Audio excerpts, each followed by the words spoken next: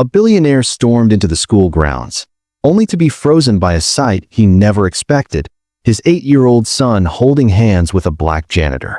"Take your hands off my son." Now, Richard Hartwell's furious voice sliced through the air of the prestigious Winchester Academy, drawing startled stares from stunned onlookers. With rage burning in his eyes, the real estate mogul charged toward the man in the blue uniform. But James Washington didn't flinch, nor did he release Tommy's hand. Instead, he instinctively moved between the frightened child and his seething father, calm eyes shielding a rising storm. "Mr. Hartwell, I can explain." "Explain?" Richard snarled, words dripping venom. "You're a janitor. What business do you have touching my son?" His voice grew louder. "Security. Where the hell is security?" At 42, James had lived this nightmare before, too many times.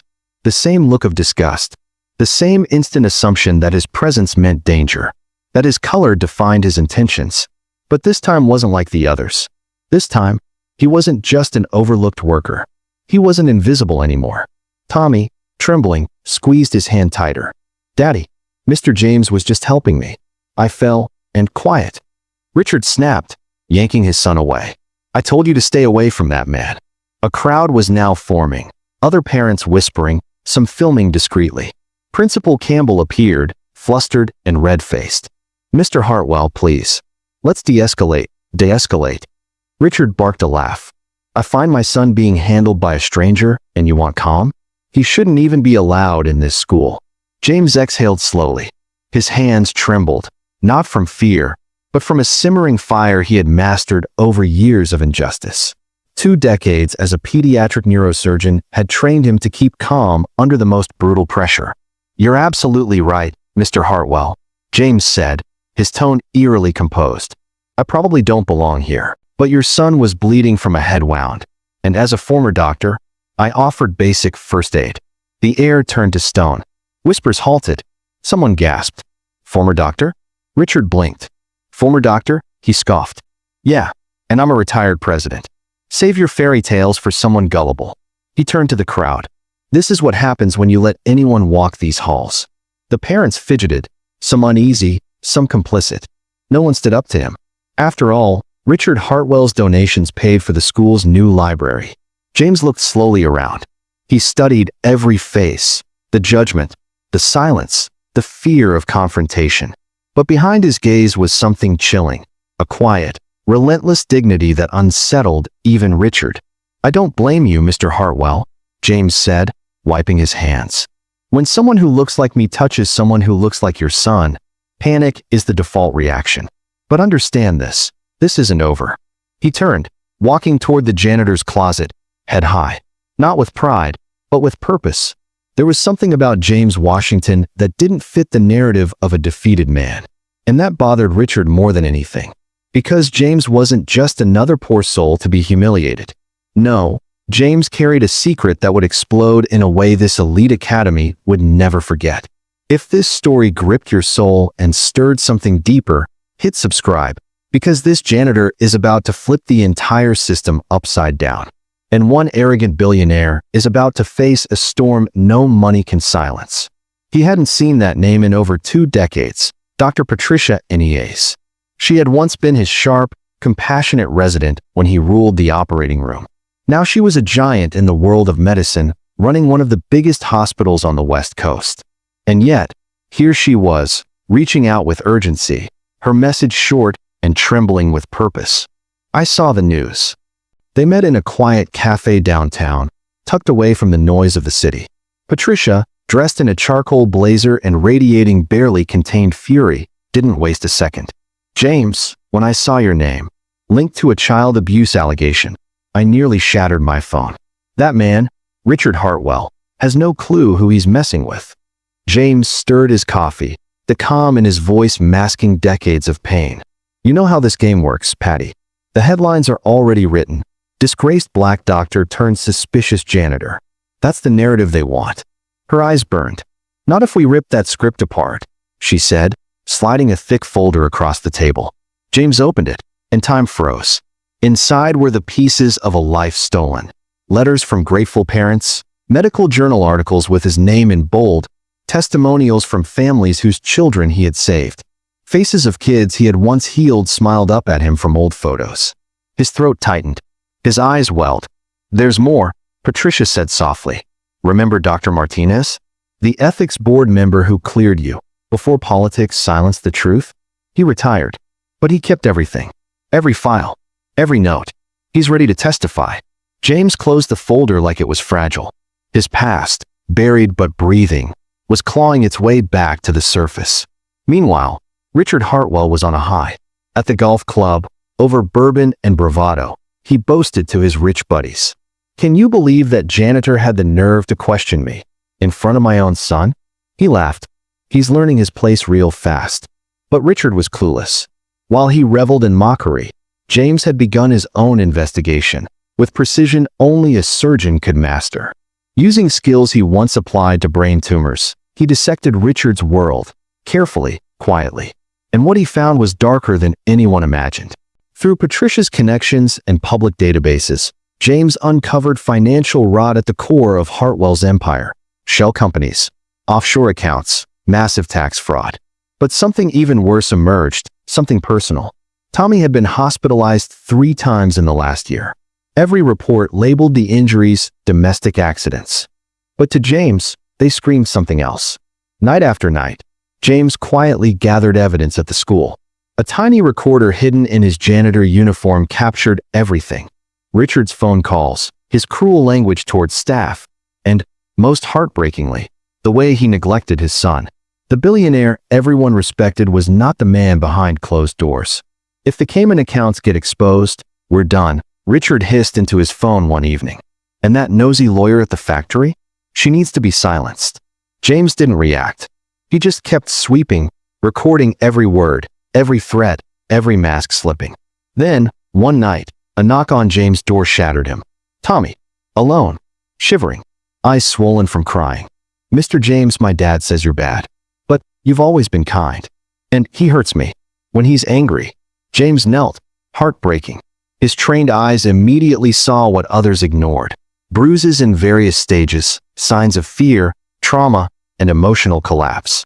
"Tommy, can you tell me what happens at home?" The boy opened up, and the truth was worse than imagined. Richard drank. He beat him, locked him away, told him he was weak, worthless, unlovable.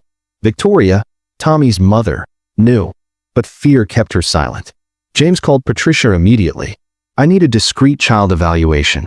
I'm afraid it's systemic abuse." "Are you sure? I've seen it for 23 years. I don't need to guess." But Richard wasn't slowing down. He doubled his attacks, spreading lies about James in parent groups, pushing school staff to isolate him. He even hired a private investigator to dig into James' past. What he didn't realize was that every move he made was being logged by a man trained to remember everything, down to the millimeter. And James wasn't alone anymore. Patricia had built a team, psychologists, legal experts, a renowned journalist who had taken down corrupt CEOs. All of them furious at the injustice. All of them united by one goal: bring Richard Hartwell down. "We can crush him," Patricia said in a secret meeting.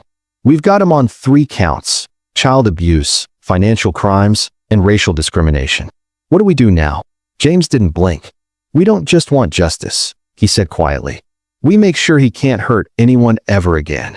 Back at Winchester Academy, Richard strutted as if the world still belonged to him. But he had no idea that every arrogant step was being recorded by someone who had already lost everything, except his resolve. Because this janitor wasn't cleaning. He was calculating. And when James made his move, it would shake the foundation of everything Richard believed untouchable. Then came the day that changed everything. The next morning, Winchester Academy looked like a crime scene. Reporters, cameras, parents, everyone gathered outside. At the front table sat James Washington, calm as ever. Beside him, Patricia Eneas, Michael Torres, the investigative journalist, and a stack of documents that could bury a dynasty. At 9 o'clock sharp, Richard pulled into the parking lot, bragging on the phone about firing an employee. But when he stepped out, he froze. Flashbulbs, microphones, reporters swarming like bees. "Mr. Hartwell," a reporter shouted, "is it true your company's avoided over $15 million in taxes?" He paled, turned toward his car, but more reporters blocked the exit. "Mr. Hartwell, what about the child abuse allegations regarding your son?" another voice demanded, mic pressed to his face. Inside, James watched through the window, expressionless. Patricia stood by him, folder in hand. Inside, X-rays, medical proof of long-term abuse. Unshakable. Phase 1 was done. The mask was off. And the real genius? It was just beginning. As Richard fumbled through the press, his phone rang. His accountant's voice trembled. "Richard, the IRS just raided our office. They've got your phone recordings. The ones about the Cayman Islands. How did they get those?" And suddenly, it clicked. Those calls. The ones he made in the school parking lot. Always near, that janitor. Richard's jaw dropped. That son of a...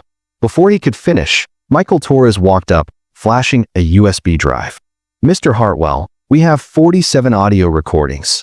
Tax fraud, bribes, witness threats. Care to comment?" James' plan had been flawless. He had used public space, public speech, public law, and public truth. "No privacy in public places," said the lawyer beside Patricia with a cold smile. "Perfectly legal, Mr. Hartwell." The trap had been set by a man they called a janitor. But now, the world was about to learn who James Washington truly was. And when a man's own words reveal crimes against a child, silence is no longer an option. It becomes a duty to speak. Just then, Victoria Hartwell appeared, holding Tommy's hand. But the boy didn't even glance at his father. He broke into a run. "Mr. James," he cried, throwing his arms around the man who had rescued him from his private nightmare. The billionaire stood frozen, being shredded by cameras, while his own son found safety in the arms of the janitor he once tried to destroy. Dr. Patricia stepped forward, her voice steady. "I don't have to be afraid anymore," she said.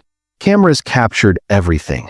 The natural bond between the child and the suspicious janitor, and the fear Tommy had always shown around his powerful father. Victoria, trembling, approached the reporters, eyes full of tears.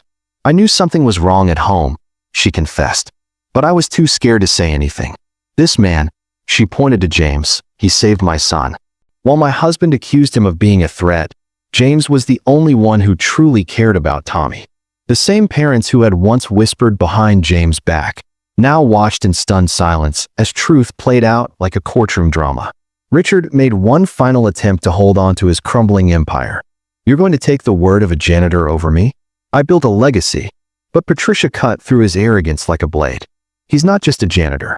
He's Dr. James Washington, pediatric neurosurgeon, Harvard graduate, magna cum laude, author of 17 studies on child brain trauma, a man who saved over 200 lives before being ruined by politics and lies."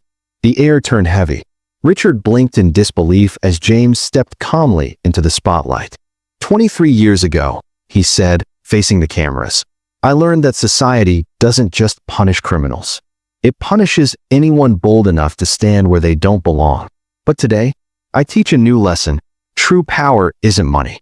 It's patience, the kind that waits for justice." Just then, Richard's phone rang. His partner. "Richard, it's over. Contract's canceled. The board wants you out. Stock's down 80%.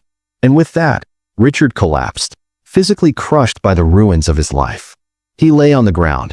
No company, no family, no freedom. Just a hollow shell of arrogance.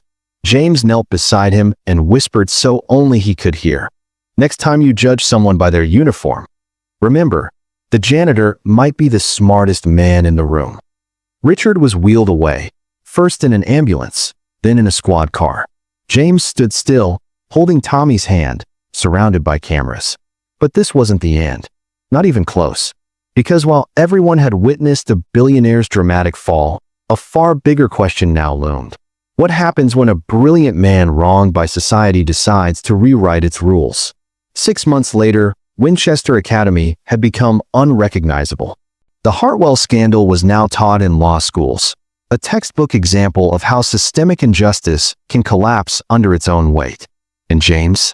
No longer pushing a mop. Now he sat in the office once held by Principal Campbell, fired after an investigation revealed she'd ignored signs of abuse.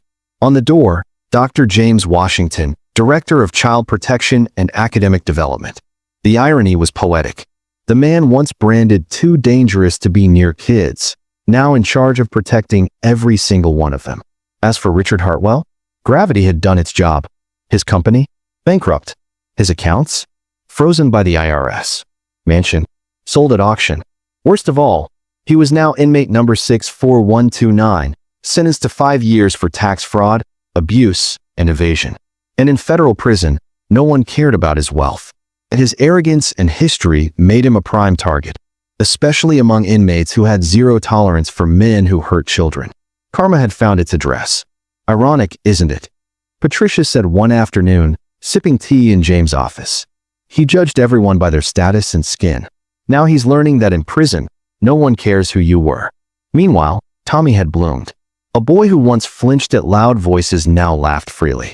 Victoria had divorced Richard before the trial even ended. She lived in a modest but joyful home, something Richard's wealth had never provided. And every day, Tommy would run down the school hallway yelling, "Dr. James! Dr. James!" The scared child was gone.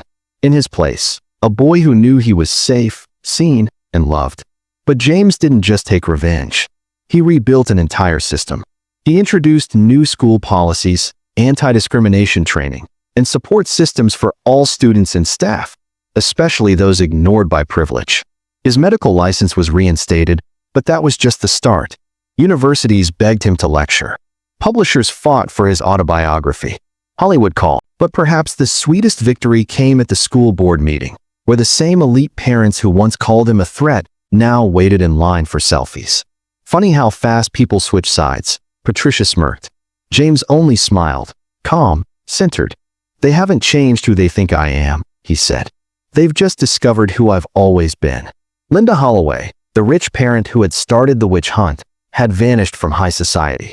Not because people cared about justice, but because associating with her meant aligning with failure. Winchester Academy had become a model for other schools.